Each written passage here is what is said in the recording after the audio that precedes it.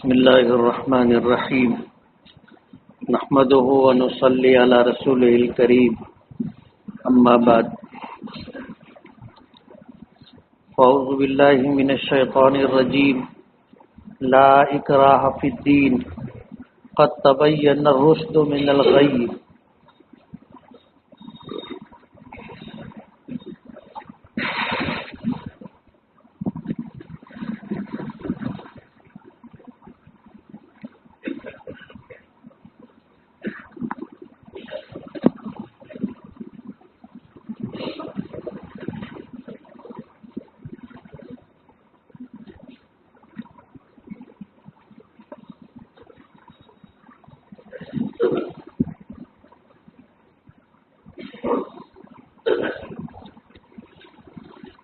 لا إكراه في الدين قد تبين الرشد من الغي فمن يكفر بالطاغوت ويؤمن بالله فقد استمسك بالعروة الوثقى لا انفصام لها والله بكل شيء عليم صدق اللہ العظیم۔ بزرگان محترم اور عزیز دوستو، مذہب اسلام ایک ایسا مذہب ہے جس نے اس زمین پر بسنے والی کسی بھی قوم اور کسی بھی شخص پر مذہب کے معاملے میں زور زبردستی نہیں کی، بلکہ مذہب کا معاملہ انسان کے اپنے علم، عقل اور شعور کے سپرد کیا ہے کہ وہ اپنی مرضی سے جو مذہب اختیار کرنا چاہے اختیار کر سکتا ہے۔ اگرچہ اسلام نے اپنے ماننے والوں کو اس بات کا پابند کیا ہے کہ ہم اسلام کی حقانیت، اللہ رب العالمین کی وحدانیت، اس کی ربوبیت اور اس کی الوہیت اپنے قول و عمل کے ذریعے لوگوں کے سامنے پیش کرتے رہے۔ جن کے حصے میں ہدایت لکھی ہوتی ہے، ایک چھوٹا سا عمل ان کے لیے سبب بن جاتا ہے اسلام قبول کرنے کا اور اللہ رب العالمین کی اطاعت و بندگی میں آنے کا ذریعہ بن جاتا ہے۔ ہدایت اللہ رب العالمین کے قبضے قدرت میں۔ ہم تو عام لوگ ہیں، انبیاء کرام علیہم الصلاۃ والسلام کو بھی اللہ نے یہ اختیار نہیں دیا تھا کہ وہ ہدایت کے معاملے میں جس کو چاہے ہدایت دے دیں اور جس کو چاہے محروم کر دیں۔ یہ اختیار نہ انبیاء کرام علیہم الصلاۃ والسلام کو تھا اور نہ ہمیں حاصل ہے، اور یہ ضابطہ قیامت تک کے لیے نبی کریم صلی اللہ علیہ وسلم کی زندگی کا وہ حصہ جب آپ کے چچا ابو طالب زندگی کی آخری سانسیں لے رہے تھے، مشرکین مکہ ابو طالب کے آس پاس بیٹھے ہوئے تھے۔ حضور پاک صلی اللہ علیہ وسلم کی مدد کرنے والوں میں، آپ کی حمایت اور تعاون کرنے والوں میں جن جن لوگوں کا نام ملتا ہے اس میں سر فہرست ابو طالب تھے، جو حضرت علی رضی اللہ تعالی عنہ کے والد تھے۔ حضور کی جب ولادت ہوئی تھی تو آپ کے والد ماجد کا سایہ نہیں تھا، آپ یتیمی کی حالت میں دنیا میں آئے تھے۔ آپ کے دادا نے آپ کی پرورش کی تھی۔ دادا نے پرورش کی، 6 سال کی عمر میں والدہ کا انتقال ہو گیا، 8 سال کی عمر تھی دادا کا انتقال ہو گیا۔ ظاہر بات ہے آپ یتیمی کی جن کٹھنائیوں سے گزر رہے تھے وہ زمانہ جاہلیت تھا، لوگوں میں مفاد پرستی، خود غرضی عام تھی، جنگل راج جیسی کیفیت تھی، کمزوروں کو جینے کا حق نہیں تھا، یتیموں کی تو کوئی جگہ ہی نہیں تھی۔ دادا کے انتقال کے بعد ابو طالب نے اپنی پرورش میں لیا تھا، اور ابو طالب خود عیال دار تھے، بچے زیادہ تھے، غربت کی حالت تھی. ایسی حالت میں ابو طالب نے نبی کریم صلی اللہ علیہ وسلم کو اپنی سرپرستی میں لے کر کے ان کی پرورش کی تھی. ہر سرد گرم حالات سے آپ کو بچاتے رہے، اور نبوت ملنے کے بعد جب نبی کریم صلی اللہ علیہ وسلم کی موجودگی میں یہ حالت ہوئی کہ آخری وقت تھا، تو حضور پاک صلی اللہ علیہ وسلم نے اپنے چچا ابو طالب سے کہا تھا کہ چچا تم میرے کان میں کلمہ پڑھ دو، میرے کان میں کلمہ پڑھ دو. احاجک بہ عند اللہ یوم القیامہ، کل قیامت کے دن میں تمہاری طرف سے اللہ کی بارگاہ میں جھگڑوں گا.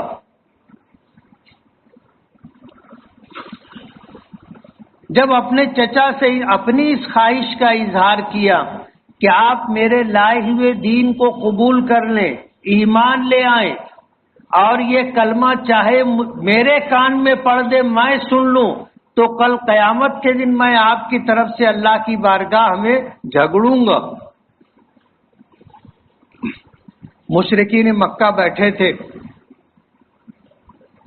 ان لوگوں نے ابو طالب سے کہا کہ ابو طالب اگر تم نے کلمہ پڑھ لیا، باپ دادا کا دین چھوڑ دیا، تو مکے کی بوڑھی عورتیں تمہیں تانا دیں گی کہ موت کے ڈر سے اور جہنم کے ڈر سے اس نے باپ دادا کا دین چھوڑ دیا تھا. انسانی زندگی میں بسا اوقات ایسا موڑ آتا ہے کہ کہنے والوں کا ایک جملہ آدمی کا رخ تبدیل کر دیتا ہے. ممکن تھا نبی کریم صلی اللہ علیہ وسلم کی خواہش ابو طالب پوری کر دیتے اور کلمہ پڑھ لیتے، لیکن جو لوگ وہاں پر موجود تھے انہوں نے یہ بات کہی کہ مکے کی بوڑھی عورتیں تم کو تانا دیں گی کہ جہنم کے ڈر سے اور موت کے ڈر سے باپ دادا کا دین چھوڑ دیا تھا. ابو طالب نے جب یہ بات سنی تو کہنے لگے اموت علی ملت عبد المطلب. زندگی کا آخری وقت تھا اور انہوں نے یہ بات کہی کہ میں اپنے باپ عبد المطلب کے مذہب اور دین پر مرتا ہوں. حضور پاک صلی اللہ علیہ وسلم کو بہت زیادہ اس کا احساس ہوا، بہت زیادہ اس کا احساس ہوا، اور اسی کیفیت میں آپ وہاں سے اٹھے اور جانے لگے تو قرآن کریم کی آیت نازل ہوئی، انک لا تہدی من احببت ولکن اللہ یہدی من یشاء. کہ اے محمد صلی اللہ علیہ وسلم آپ جسے چاہیں اسے ہدایت دے دیں، آپ جسے پسند کریں اسے ہدایت دے دیں، یہ آپ کے اختیار کی بات نہیں ہے. وَلَكِنَّ اللَّهَ يَهْدِي مَن يَشَاءُ، لیکن اللہ تعالیٰ جسے چاہتا ہے اسے ہدایت دیتا ہے. تو ہدایت ہمارے اور آپ کے قبضے قدرت میں نہیں ہے. حتیٰ کہ انبیاء کرام علیہم الصلاۃ والسلام، اور جو واقعہ میں نے آپ کو سنایا سید المرسلین صلی اللہ علیہ وسلم کے چچا کے متعلق، حضور پر اللہ پاک کی طرف سے قرآن کریم کی آیت نازل ہوئی کہ آپ جسے چاہیں ہدایت دے دیں، یہ آپ کے اختیار کی بات نہیں ہے. وَلَكِنَّ اللَّهَ يَهْدِي مَن يَشَاءُ، لیکن اللہ جسے چاہتا ہے اسے ہدایت دیتا ہے. تو ہدایت اللہ کے قبضے قدرت میں ہے. انبیاء کرام علیہم الصلاۃ ہوں یا ہم ہوں، ہمارا کام یہ ہے کہ ہم اللہ رب العالمین کی وحدانیت، الوہیت، ربوبیت، اسلام کی حقانیت کی بات لوگوں تک پہنچاتے رہیں. قبول کرنا نہ کرنا ان کی مرضی کی بات ہے، ہدایت دینا نہ دینا اللہ رب العالمین کا فیصلہ ہے. آج ہم سے یہ کوتاہی ہو رہی ہے، وجہ اس کی یہ ہے کہ ہم ہی اللہ رب العالمین کی ربوبیت، الوہیت اور وحدانیت کو جس درجے میں ماننا چاہیے تھا اور جس درجے میں اس پر یقین کرنا چاہیے تھا، ہم میں وہ بات نہیں ہے. کوتاہی کمی ہم لوگوں میں ہے. ہم علم و عمل کے اعتبار سے کوتا ہیں، پیچھے ہیں. ہم دوسروں کو کیا اس بات کی دعوت دیں گے؟ آج جو ملکی طور پر حالات ہیں، پوری دنیا میں مسلمانوں کے ساتھ جو کچھ ہو رہا ہے، اس میں کچھ اپنی ہی کمزوری اور اپنی ہی کمی اور کوتاہی ہے. وَلَكِنَّ اللَّهَ لَيْسَ بِظَلَّامٍ لِّلْعَبِيدِ، اللہ اپنے بندوں پر ذرہ برابر بھی ظلم نہیں کرتا. یہ ہماری کوتاہیوں کا ثمرہ ہے، نتیجہ ہے جو ہم بھگت رہے. اسلام کی حقانیت کی بات، اللہ رب العالمین کی الوہیت، ربوبیت اور وحدانیت ہم ہی خود اچھی طرح نہیں سمجھتے، ہم کیا دوسروں کو سمجھائیں گے؟ اس طرح کے حالات ہیں. لیکن مذہب اسلام نے مذہب کے معاملے میں، دین کے معاملے میں، شریعت کے معاملے میں کسی پر کوئی زور زبردستی نہیں کیے. قرآن کریم میں اللہ پاک نے ضابطہ ذکر کیا، لا اکراہ فی الدین، دین کے معاملے میں کسی پر کوئی زور زبردستی نہیں. لا اکراہ، کسی کو مجبور نہیں کیا جا سکتا. نبی کریم صلی اللہ علیہ وسلم کی تشریف آوری، قرآن کریم کے نزول اور ہماری شریعت اسلامیہ کی تعلیمات کے ذریعے حق اور باطل ممتاز ہو چکا ہے. قد تبین الرشد من الغی، ہدایت اور بھلائی گمراہی اور باطل کے مقابلے میں واضح ہو چکی ہے. اللہ نے ہر ایک کو عقل عطا کی ہے. کل قیامت کے دن اسی بات کی وجہ سے وہ اللہ کی بارگاہ میں جواب دہ ہوگا. حتیٰ کہ علماء نے یہاں تک لکھا ہے کہ اگر کسی کے پاس کوئی دین کی بات کرنے والا، حق کی بات پہنچانے والا نہیں پہنچ سکا، وہ جنگلوں میں رہتے رہے، آبادیوں سے کٹے رہے اور دین کی دعوت و تبلیغ کرنے والے ان تک نہیں پہنچ سکے، وہ بھی اس بات کے مکلف ہیں کہ اللہ کی وحدانیت کو مانے. اللہ نے انہیں عقل دی اور یہ پوری کائنات اللہ نے بنائی، اتنا بڑا آسمان، اتنی بڑی زمین اور بے شمار نشانیاں اللہ نے اپنی ربوبیت اور الوہیت کی رکھی ہے. اللہ انسان اگر ذرا بھی اپنی عقل کا استعمال کرے تو شرک اور کفر کے قریب بھی نہیں جائے گا.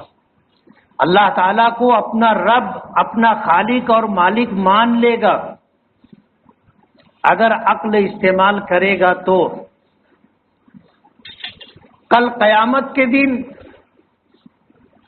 چاہے مکمل دین پر عمل کرنے والا نہ ہو، لیکن اللہ کی وحدانیت، الوہیت اور ربوبیت کو اگر مانتا ہوگا تو اس کی نجات کے لیے یہ بات کافی ہوگی. تو دین کے معاملے میں ہم کسی پر زور زبردستی نہیں کرتے. نبی کریم صلی اللہ علیہ وسلم کی پوری سیرت، پوری زندگی اٹھا کر کے آپ دیکھ لیجئے. آپ نے لوگوں تک پیغام پہنچایا اور کہا، یا ایھا الناس قولوا لا الہ الا اللہ تفلحوا، اے لوگو لا الہ الا اللہ کہہ لو، کامیاب ہو جاؤ گے. اللہ رب العالمین کی وحدانیت مان لو، اس کی الوہیت مان لو، اس کی ربوبیت مان لو، کامیاب ہو جاؤ گے. کسی پر دین کے معاملے میں زور زبردستی نہیں. ہمارا یہ ملک ہندوستان پوری دنیا میں ایک ایسا ملک ہے کہ جس میں ہزاروں زبانیں بولی جاتی، نہ جانے کتنی قومیں ہیں، کتنی برادریاں ہیں. رنگ اور نسل کے اعتبار سے، زبان کے اعتبار سے، جغرافیائی اعتبار سے بہت لوگ ہیں. یہاں پر مختلف قوموں نے حکومتیں بھی کی ہیں. مسلمانوں نے بھی ایک لمبے زمانے تک، صدیوں تک یہاں حکومت کی. لیکن تاریخ میں کہیں بھی آپ کو یہ بات نہیں ملے گی کہ مسلمان بادشاہوں نے اپنے زمانے حکومت میں دین کے معاملات میں کسی پر زور زبردستی کی ہو؟ ہم یہ بات پورے اعتماد اور یقین کے ساتھ کہتے، اگر مسلم بادشاہوں نے ہندوستان میں رہنے والی غیر مسلم رعایا کے ساتھ اگر زور زبردستی کی ہوتی اور اسلام قبول کرنے پر انہیں مجبور کیا گیا ہوتا تو یہ بات تاریخ میں ملتی۔ اگر ایک جملہ ایک واقعہ بھی ایسا کہیں مل جاتا تو آج تو فرقہ پرستوں کو موقع مل جاتا، نہ جانے اس پر جو ہے اور کتنے قصے اور کہانیاں بنا لیے جاتی۔ لیکن ہندوستان کی تاریخ رہی ہے کہ مسلم بادشاہوں میں سے کسی نے بھی مذہب کے معاملے میں کسی پر زور زبردستی نہیں کی۔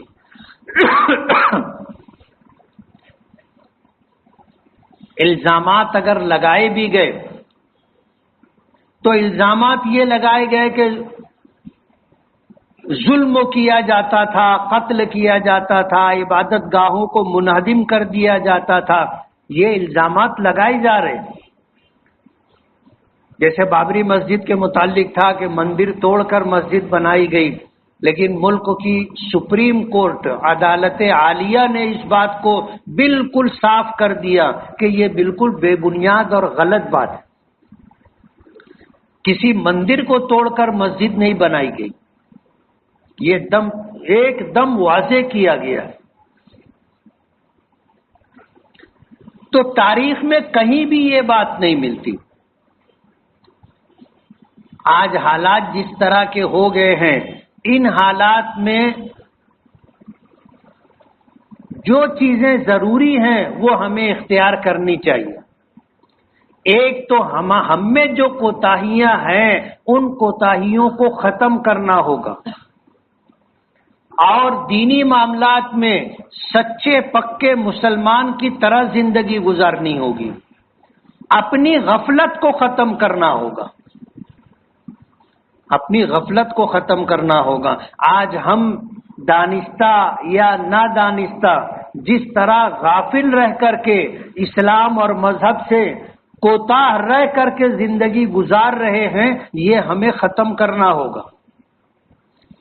ہندوستان بھر کے ہمارے اکابرین بزرگوں نے اور بڑوں نے بڑی غور و فکر کے بعد دو باتیں ذکر کی ہیں کہ اگر ان دو باتوں کی درستگی کر لی گئی تو کوئی ہمارا بال بیکا بھی نہیں کر سکتا۔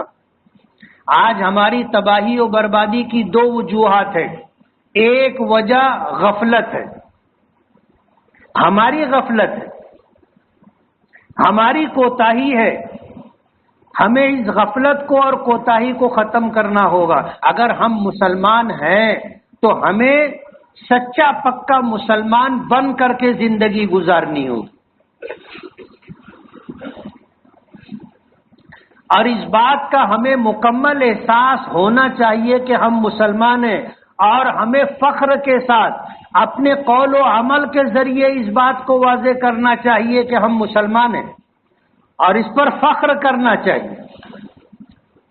ملکوں کے دستور نے، آئین نے ہمیں اس کا پورا پورا حق دیا ہے۔ کوئی ہمیں مجبور نہیں کر سکتا۔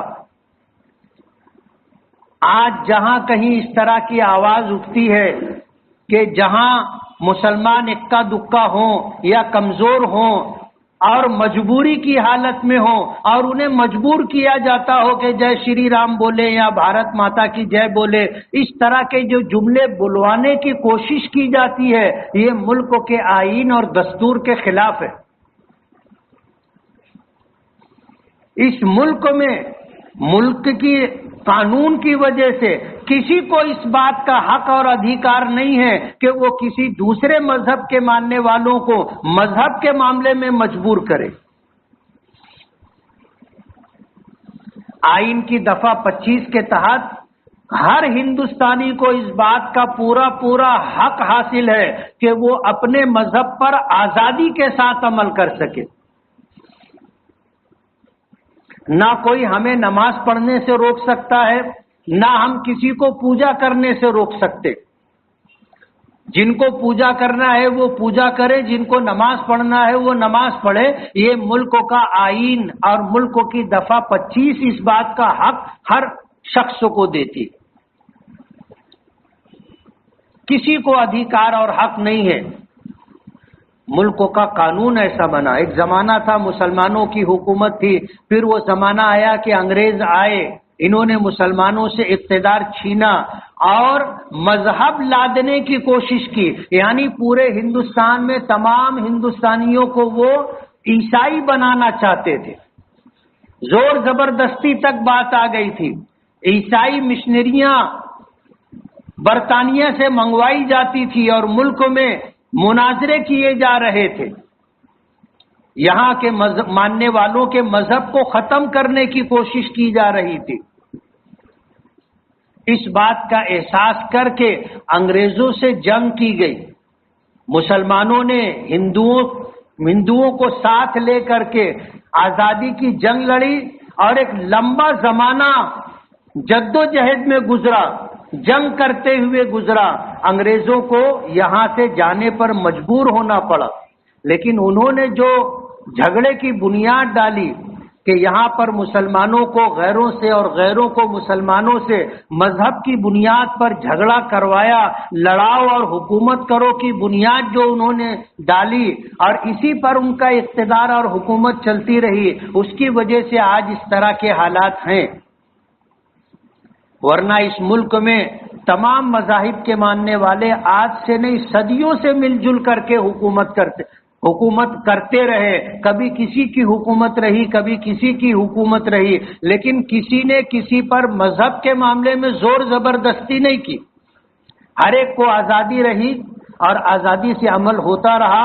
جب 15 اگست 1947 میں ہمارا یہ ملک انگریزوں سے آزاد ہوا تو اس ملک کو ایک آئین اور دستور دینے کے لیے ایک کمیٹی تشکیل دی گئی اور اس ملک کو ایک جمہوری ملک، ایک غیر مذہبی حکومت ملے، ایک سیکولر ازم پر یہ ملک چلے، ایسا ایک قانون بنا کر کے دیا گیا ہے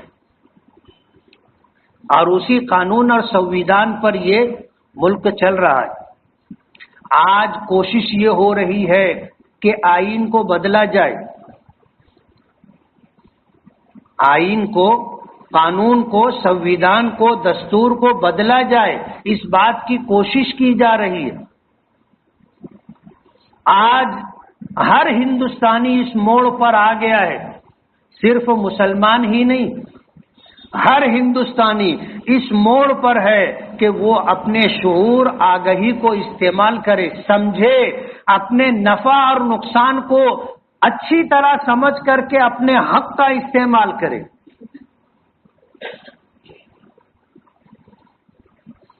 اس بات کی جو ہے ضرورت ہے۔ تو ہمارے اکابرین اور بزرگوں نے جو بات کہی ہے کہ دو باتیں، ایک تو ہم اپنی غفلت ختم کریں اور دوسرا اپنی صفوں میں اتحاد اور اتفاق پیدا کریں۔ اگر اپنی غفلت ہم نے ختم کر لی اور ہمیں اس بات کا شعور اور احساس ہو گیا کہ حق اور باطل میں فرق کرتے ہوئے ہم اپنے حق کا استعمال کریں اور اپنی صفوں میں اتحاد اور اتفاق پیدا کریں، تو آپ یقین مانیے اب بھی کچھ بگڑا نہیں ہے۔ ہم فرقہ پرست طاقتوں کو اقتدار میں باقی رہنے سے روک سکتے ہیں۔ تفصیل کا موقع نہیں ہے، ورنہ میں آپ کو ہندوستان کی علاقائی طور پر کیا صورتحال ہے وہ آپ کو بتاتا، آپ کو اس بات کا احساس ہوتا کہ اگر لوگ سوجھ بوجھ کے ساتھ اپنے حق کا استعمال کریں تو کسی بھی فرقہ پرست، نفرت پھیلانے والے لوگوں کے حقوق غصب کرنے والے جو آج اقتدار میں ہیں وہ اقتدار میں باقی نہیں رہ سکتے۔ تو یہ دو بات ہم میں ہونی چاہیے کہ ہم اپنی غفلت اور کوتاہی سے نکلیں، اور دوسری بات یہ کہ اپنی صفوں میں اتحاد اور اتفاق پیدا کریں۔ حالات آتے جاتے رہتے ہیں، ہم اچھی طرح سوجھ بوجھ کر کے اگر کوئی فیصلہ کریں تو ہم بہت ساری ہلاکتوں سے، جانی مالی نقصانات اٹھانے سے بچ سکتے. جیسے پچھلے دنوں 12 نومبر کو ایک حادثہ پیش آیا تھا. دیوی کا رتھ ہمارے شہر سے گزرا تھا. دین کے معاملے میں کسی پہ زور زبردستی نہیں ہے، وہ اپنے مذہب کے مطابق عمل کر رہے ہیں، ہمیں اس سے کیا لینا دینا. ملک کا آئین اور دستور ہر ہندوستانی کو اس بات کا حق دیتا ہے. کیا ہوا تھا آپ کو پتا ہے، تفصیل میں جانے کا موقع نہیں ہے، لیکن آج شام 4 بجے سے 6 بجے کے درمیان پھر وہ رتھ ہمارے شہر سے گزرنے والا ہے. میں تو یہی کہوں گا کہ آپ کو اس روڈ پر جانے کی ضرورت نہیں. ایسے بھی وہاں رش بھیڑ زیادہ رہتی ہے. اگر ہم 2-4 گھنٹہ، آدھا دن تھوڑی سی احتیاط برت لیں اور نظر انداز کریں، ہم تماشائی نہ بنے تو بہت بڑے نقصان سے بچ سکتے. وہ آئیں گے چلے جائیں گے، لیکن ہوتا یہ ہے کہ ہم لوگ بھیڑ کر کے دیکھتے رہتے، اور ظاہر بات ہے جب ہم تماشائی بنے رہیں گے تو جو لوگ ہیں وہ تو اس بات کو اور زیادہ اجاگر کریں گے، بتانے کی، جتانے کی کوشش کریں گے، اور جب کوئی دیکھنے والا نہیں رہے گا تو وہ کس کو دکھائیں گے. کوتاہی ہماری ہے کہ ہم تماشا دیکھنے کے لیے چلے جاتے اور بھیڑ کر لیتے ہیں. آپ وہ روڈ خالی کر دیجئے، گھنٹہ 2-4 گھنٹے کی بات ہے، آپ احتیاط کر لیجئے، اس علاقے میں نہ جائیں، جونے آگرہ روڈ پر نہ جائیں. 4 بجے سے 6 بجے تک ان کے گزرنے کا وقت ہے، کوئی ضرورت نہیں ہمیں وہاں جانے کی. اور شرکیہ اور کفریہ اعمال اگر ہوتے ہیں تو ایمان ہمیں اس کی اجازت بھی نہیں دیتا کہ ہم جا کر کے تماشائی بنیں. اس لیے ہمیں شعور اور آگہی ہونی چاہیے، اپنی ذمہ داریوں کا احساس ہونا چاہیے. اگر ہم سچے پکے مسلمان بن کر زندگی گزارے اور شعور و آگہی کے ساتھ ہم اپنے حق کا استعمال کریں، ہم غفلت اور کوتاہی سے نکل کر کے اتحاد اور اتفاق کا راستہ اختیار کرتے ہیں تو ایک بہت بڑا انقلاب آ سکتا ہے. ضرورت اس بات کی ہے کہ ہم اپنی ذمہ داریوں کو سمجھیں.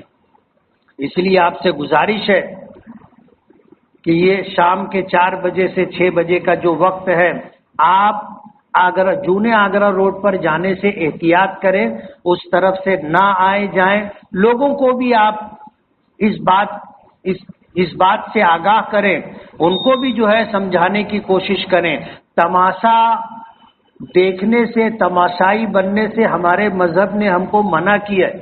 نبی کریم صلی اللہ علیہ وسلم کا ارشاد گرامی ہے کہ جہاں فتنہ ہو وہاں مت جاؤ، اور اگر تم وہاں جاؤ گے اور جھانکو گے تو فتنہ تم کو اچک لے گا. اس لیے باریک باریک باتیں نبی کریم صلی اللہ علیہ وسلم نے بتائی.